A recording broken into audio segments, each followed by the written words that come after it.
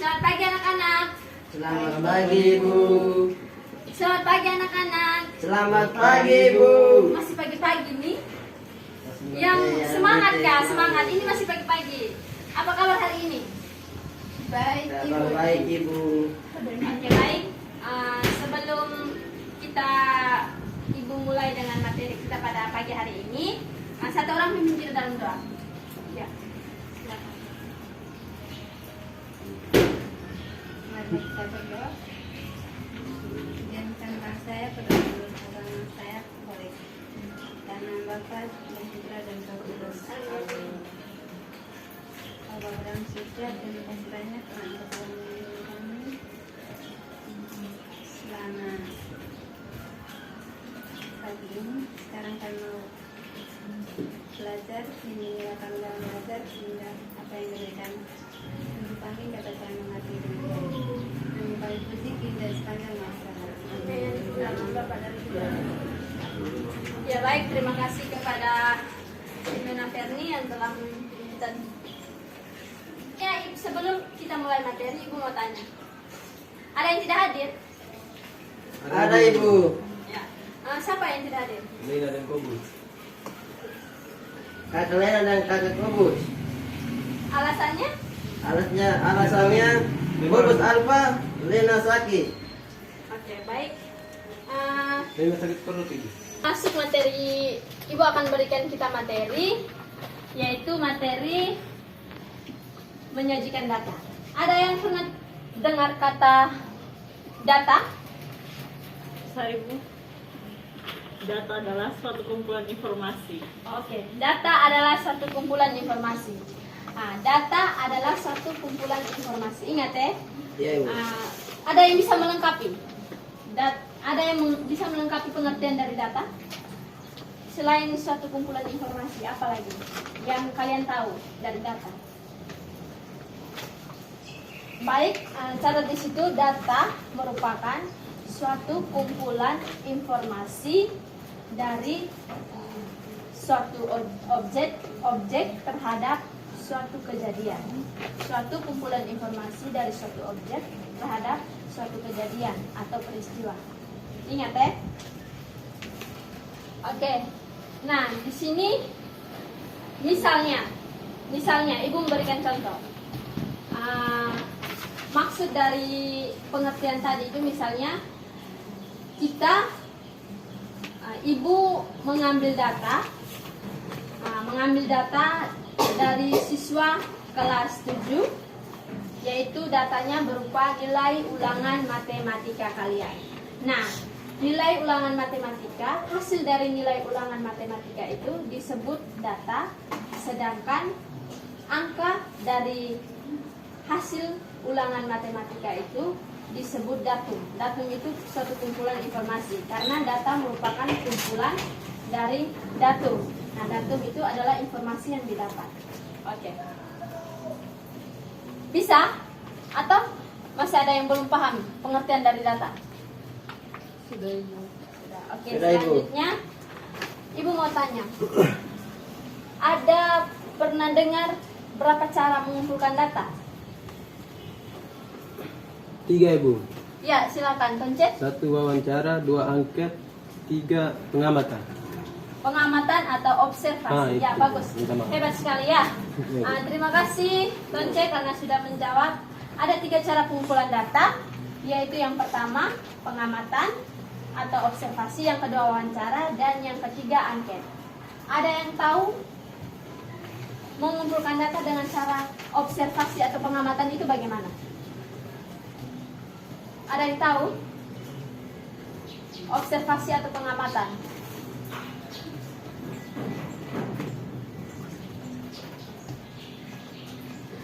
Saya Bu, Ya, observasi adalah mengamati sesuatu yang sudah terjadi. ya, bagus. Nah, kita mengumpulkan data dengan cara observasi, yaitu kita mengamati suatu kejadian atau peristiwa yang terjadi di situ. Nah, dari peristiwa dan kejadian yang terjadi di situ, kita langsung mengambilkan datanya. Itu dengan cara mengumpulkan data dengan cara observasi atau pengamatan. Nah, selanjutnya ada yang tahu mengumpulkan data dengan cara wawancara? Saya Ibu, Ya, silakan. dengan cara teknik dilakukan melalui tatap muka dan tanya jawab langsung. Oke, baik.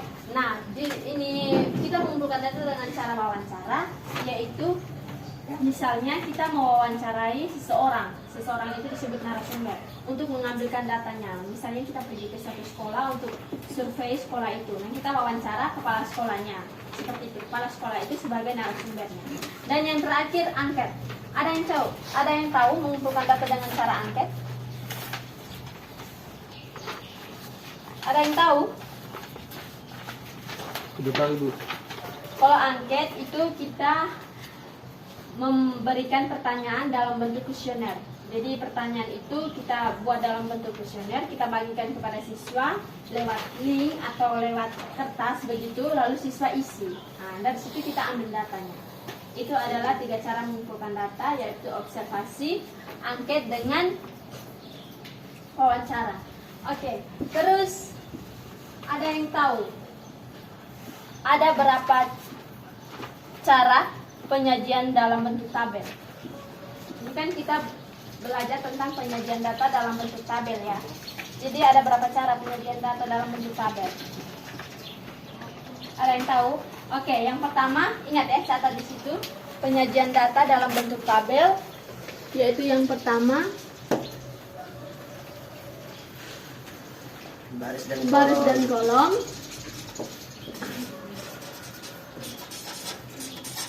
Kolom. Yang kedua,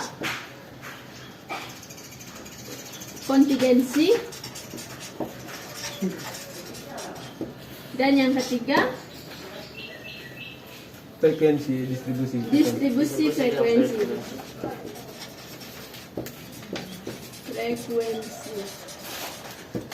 Oke, baik.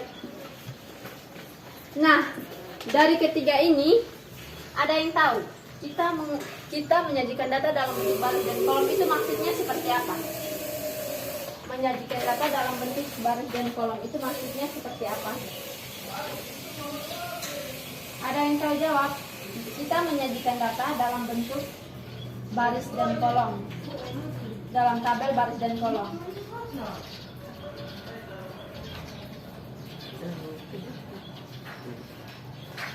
Ya, jadi di sini Ibu akan menjelaskan tabel baris dan kolom itu maksudnya kita menyajikan data dalam bentuk susunan baris dan kolom. Ada yang tahu baris dan kolom itu seperti apa?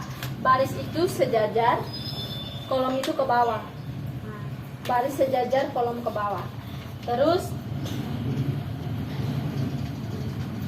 tabel yang biasanya tabel yang digunakan itu ada beberapa baris, tapi terdapat hanya satu kolom saja. Misalnya seperti ini.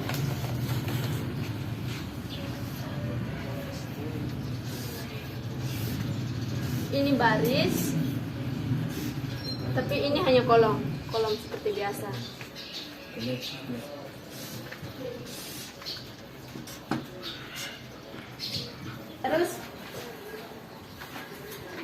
Terus ada yang tahu tabel kontingensi. Nanti Ibu berikan dia punya contoh dari 3 tabel ini. Nanti kalian isi, ada pertanyaan diskusi, nanti kalian isi di situ.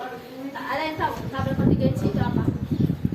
Catat ya, tabel kontingensi yaitu merupakan tabel baris dan kolom, akan tetapi ini mempunyai penyajian data yang terdiri dari 2 faktor atau 2 variabel, yaitu variabel A dan variabel K. Ingat ya, variabel A. Jadi dia itu turunan dari ini, dia tabel kontingensi ini turunan dari tabel baris dan kolom, tapi dia mempunyai 2 variabel, yaitu variabel A dan variabel K. Terus untuk tabel distribusi frekuensi, yaitu tabel yang dikelompokkan dalam bentuk interval, yaitu interval misalnya dari 0 ke 10, dari 100 ke 200, itu jenjang intervalnya. Terus dia memiliki 2 faktor juga. Oke, baik.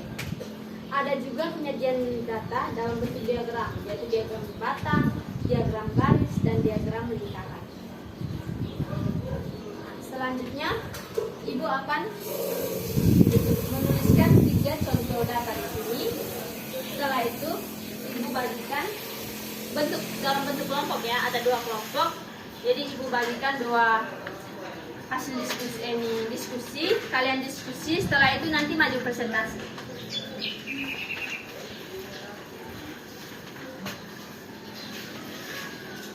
Oke, nanti ibu tulis dia punya apa ya, datanya ya.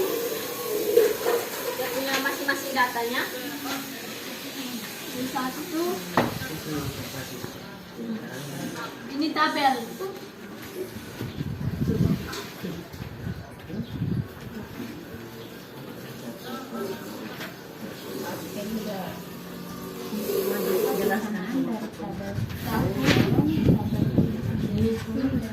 Baca dan cermati, dia punya pertanyaan di situ ya. Jadi nanti kalian langsung bisa bedakan. Ingat dia punya pengertian tadi. Mana yang merupakan tabel kolom, baris dan kolom, mana yang merupakan tabel kontingensi,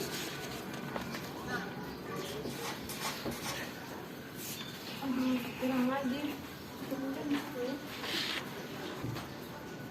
Fotonya makin gede harganya, makin kantong mewangi.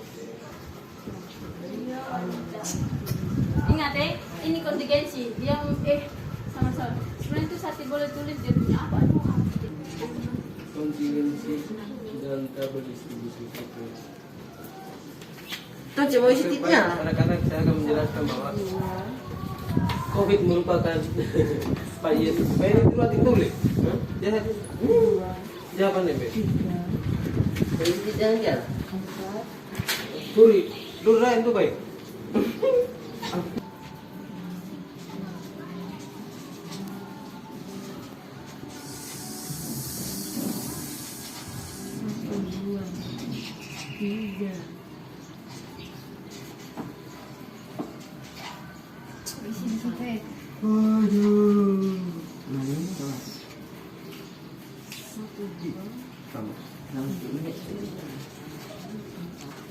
Sudah.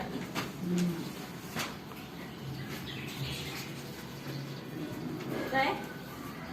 Oke, lanjut. Oke, baik. Nah, anak-anak bisa lihat di papan. Ibu sudah menyajikan ada 3 tabel. 1, 2, dan 3. Nah, dari tabel ini, dari yang LKTD ibu sudah bagi, lembar kerja siswa ibu, LKS ibu sudah bagi, kalian akan menentukan mana yang merupakan tabel kontingensi, mana yang merupakan tabel baris dan kolom, dan mana yang merupakan tabel distribusi frekuensi dari ketiga ini. Nah, sebelumnya kan tadi ibu sudah jelaskan ada 3 tabel, yaitu yang pertama baris dan kolom.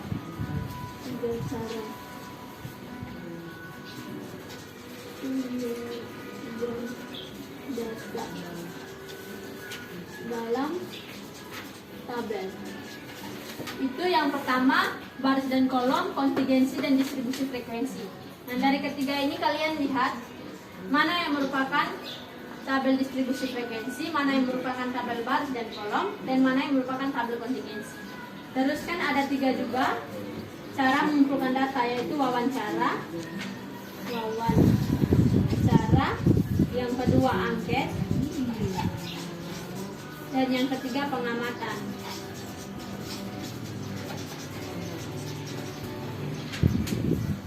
Nah, baik, silakan anak-anak kerjakan yang ibu sudah bagikan lembar jawaban kerja tadi.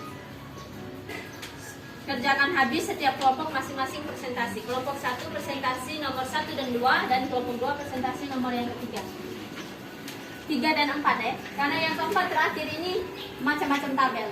Jadi sebutkan mana yang merupakan tabel 1 ini tabel apa, tabel 2 ini tabel apa, dan tabel 3 ini tabel apa. Lalu jelaskan. Oke. Silakan ibu berikan waktu 10 menit. Ibu berikan waktu 5 menit ya. 10 menit terlalu lama karena tadi kan ibu sudah menjelaskan kalian.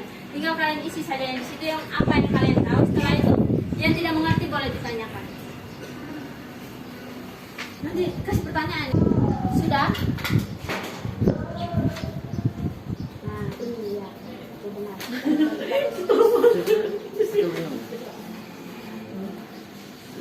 tabel baris kolom adalah tidak memiliki faktor atau variabel. Nampak Arina? Tulis. Kontingensi kah? Kontingensi. Ini Tulisannya gensi, bahasanya gensi, kontingensi. Kontingensinya. Kontingensi. Sudah?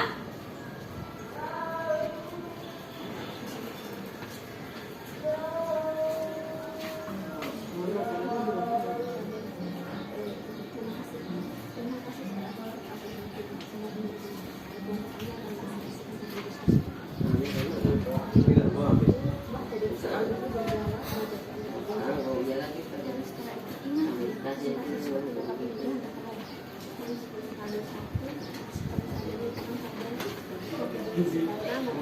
Organisasi biasa ya. Biasa kurang. Terima kasih atas kesempatan yang diberikan. Kami dari Papua. Bisa bicara. Maaf. Setia begitu. Hah? Distribusi frekuensi. Tidak apa-apa, tidak apa-apa, nanti edit. Distribusi frekuensi.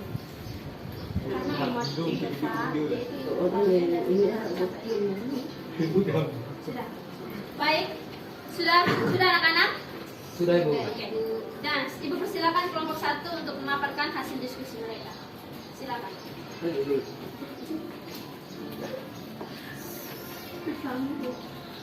Baik, terima kasih atas kesempatan yang diberikan. Kami dari kelompok 1 akan mempresentasikan hasil diskusi kami. Nomor 1, apa persamaan dari tabel baris kolom, Ya, ini bisa kuat. tabel kontingensi, dan tabel distribusi frekuensi? Jawabannya adalah persamaan dari tabel baris kolom, tabel kontingensi, dan tabel distribusi frekuensi adalah semua dalam bentuk tabel. Dan nomor kedua, perbedaan dari tabel baris kolom, tabel kontingensi, dan tabel distribusi frekuensi adalah tabel baris kolom tidak memiliki faktor atau variabel, dan tabel kontingensi menyajikan data terdiri dari dua faktor, yaitu faktor B dan K. Sedangkan distribusi frekuensi adalah tabel yang berisi nilai-nilai yang dikelompokkan dalam bentuk interval. Sudah ya? Baik, terima kasih kepada Ya, kelompok C. Kelompok 1 silakan berikan aplaus kepada teman ini. Selanjutnya, oh jadi nomor 1 Terima ya? kasih Kakak Tonti. Nomor satu yang dulu. Oke, nomor 2. Sudah. Oh, nomor 2 juga sudah? Ya. Bagaimana? Apakah jawabannya sama? Atau bagaimana kelompok 2? Apakah jawabannya sesuai dengan kelompok 1 paparkan? Atau ada pertanyaan? Pas? Pas, oke. Baik, selanjutnya kelompok kedua. Silakan memaparkan jawaban nomor 2 dan nomor 3 dan nomor 4. Nomor 4 yang mana ini? Ini nomor 4 ini. Ada 3 macam tabel tadi.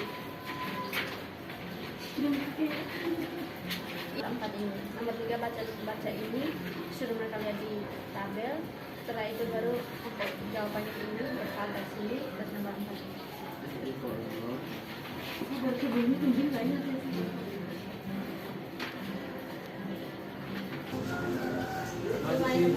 Ya, pada kesempatan yang diberikan, saya dari kelompok 2 ingin mempresentasikan hasil diskusi kelompok kami. Ya, silakan. Baik teman-teman, silakan lihat pada tabel. Silakan. Ya. Jika diketahui data nilai ulangan harian dari 20 siswa adalah sebagai berikut. Ya baik teman-teman, nilai dari 51 sampai 60 banyaknya siswa jumlahnya 3 orang. 61 sampai 70 jumlahnya 6 orang. 71 sampai 80 banyaknya siswa 6 orang. 81 sampai 90 jumlah siswa 8 orang. 91 sampai 100 jumlah siswa 4 orang. Jadi jumlah keseluruhannya 27 orang. Ya, baik, terima kasih. Bagaimana teman-teman kelompok 1? Apakah sesuai dengan ini jawaban kalian yang dipresentasikan nomor 3? Pas. Sama? Apa Atau ada pertanyaan? Kalau ada pertanyaan silakan. ini yang nomor 4 ya. Ini nomor 4, jadi ini nomor 3 tabelnya di sini. Jadi lihat, coba kalian hitung apakah yang dipresentasikan dari kelompok 2 tadi sesuai atau tidak, sesuai dengan kalian punya jawaban atau tidak. Bagaimana Tonce? Sesuai. Sesuai. Oke. Baik, selanjutnya lanjut nomor 4. Ya teman-teman, baik. Tabel nomor 1 ini adalah tabel kontingensi karena di sini memiliki faktor pria dan wanita. B pria dan K wanita. Yang distribusi frekuensi. Yang mana distribusi frekuensi? Tunjukin jelas. Oh iya. Ini Oke. Bu, faktor distribusi frekuensi yaitu tabel nomor 2.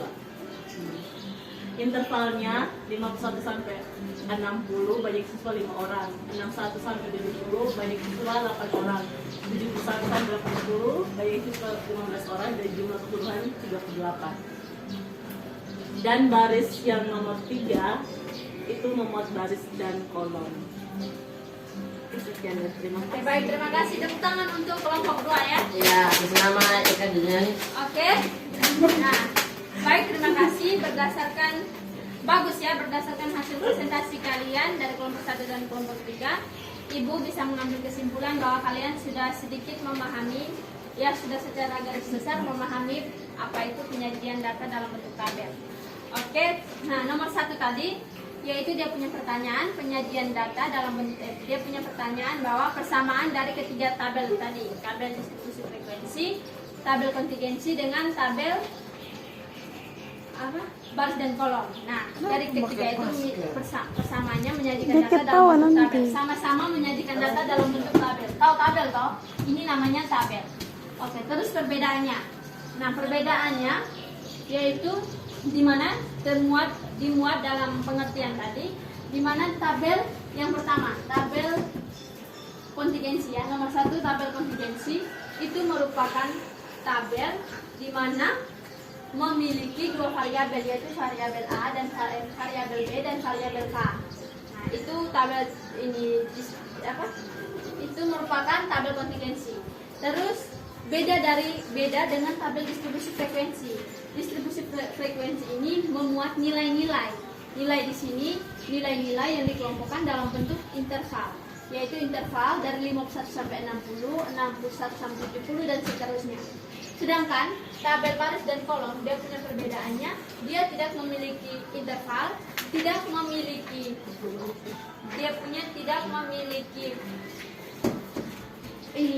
kedua faktor, tapi dia hanya bentuknya seperti ini, hanya tunggal saja.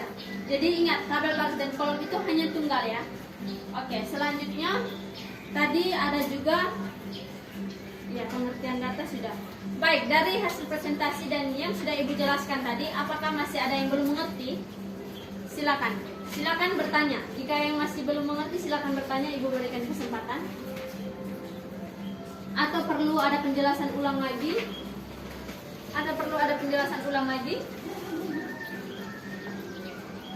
Ibu, Ya, silakan Cece. apa itu distribusi frekuensi dalam Oh, oke, distribusi frekuensi itu merupakan sebuah tabel, suatu tabel yang memuat nilai-nilai dan nilai-nilai tersebut dikelompokkan dalam sebuah interval. Nah, misalnya Ibu berikan contoh. Itu lihat di bagian LKTD bagian yang nomor 3. Nah, ini merupakan tabel distribusi frekuensi karena memuat nilai-nilai. Ini adalah nilai-nilai ulangan siswa. Nah, dari nilai-nilai ulangan siswa ini dibuat dalam bentuk tabel. Nah, tabel itu dituliskan ada dua baris, yaitu baris dan kolom. Ada 2 baris dan ada berapa kolom ini ke bawah? Ada 4 kolom. Nah, dari situ baris yang pertama ditulis nilai, baris yang kedua banyaknya siswa. Nah, dari situ kalian bisa lihat dari sini. Ya. Kalian bisa lihat dari sini. Ini merupakan nilai-nilai yang diperoleh dari hasil ulangan siswa. Itu disebut data. Nah, ini merupakan data ya. Data yang diambil, yaitu data yang diambil dari nilai ulangan siswa. Selanjutnya dibuat dalam bentuk tabel distribusi frekuensi. Yaitu lihat, 51 sampai 60. Kenapa diambil 51 sampai 60? Kenapa 51? Itu karena lihat batasannya, batasan bawahnya. Dari sini nilai yang paling rendah itu berapa? Nah, lihat di sini nilai yang paling rendah. Oh, 50 nilai yang paling rendah. Iya. Nah, nilai 50. Maka dari 50 ini dibuat suatu interval 50 sampai 60 atau 51 sampai 60. Ada berapa orang, berapa siswa yang mendapat nilai seperti ini. Selanjutnya dari 61 sampai 7 sampai nilai yang paling tinggi 100. Ada nilai 100. Dan dari situ dibuat dalam bentuk banyaknya siswa. Selanjutnya dijumlahkan berapa siswa yang mengikuti nilai ulangan, sehingga kita langsung bisa mengetahui ada siswa, misalkan dari data ini ada siswa yang tidak mengisi nilai, tidak mempunyai nilai, maka kita langsung tahu, oh misalnya ada 39 siswa tapi yang mengikuti ulangan hanya 38 siswa saja, karena termuat dalam data begitu. Baik, sudah mengerti? Apakah masih ada pertanyaan lagi? Ya, Rila? Pas. Sudah mengerti, Bu. Sudah mengerti? Oke, baik. Terima kasih. Terima kasih karena kalian sudah memahami tentang materi penyajian data dalam bentuk tabel. Pertemuan kita selanjutnya, Ibu akan memberikan materi pembelajaran. Nanti ada buku panduannya, Ibu akan bagikan. Catat di situ buku panduan. Tugasnya nomor 74. Nanti Ibu akan kasih tugasnya nomor 74. Ibu akan bagi bukunya. Sebentar setelah pulang sekolah, ini ketua kelas Tonce bisa ambil buku di Ibu. Iya, Bu. Baru Ibu Di kantor, berikan. Iya, di kantor. Iya, Bu. Oke, baik. Terima kasih anak-anak karena ini pada pagi hari ini kalian sudah mengikuti pembelajaran dengan baik dan sudah mempresentasikan juga dengan baik. Selanjutnya doa penutup yaitu dipimpin oleh Margareta. Kita doa penutup untuk pulang. Baik, mari kita siapkan hati dan batin kita untuk berdoa. Marilah kita berdoa, izinkan saya berdoa menurut keyakinan saya sesuai dalam nama Bapa dan Putra Kudus. Amin. Terima kasih Tuhan atas berkenan terhadap kami semua sekalian pelajaran tadi. Sekarang kami mau pulang, berkatlah kami agar kami dapat sampai di pertemuan kami yang selamat. Kami Yesus yang masa. Amin. Dalam nama Bapa dan Putra dan Roh Kudus. Amin. Selamat pagi untuk kita semua. Pagi.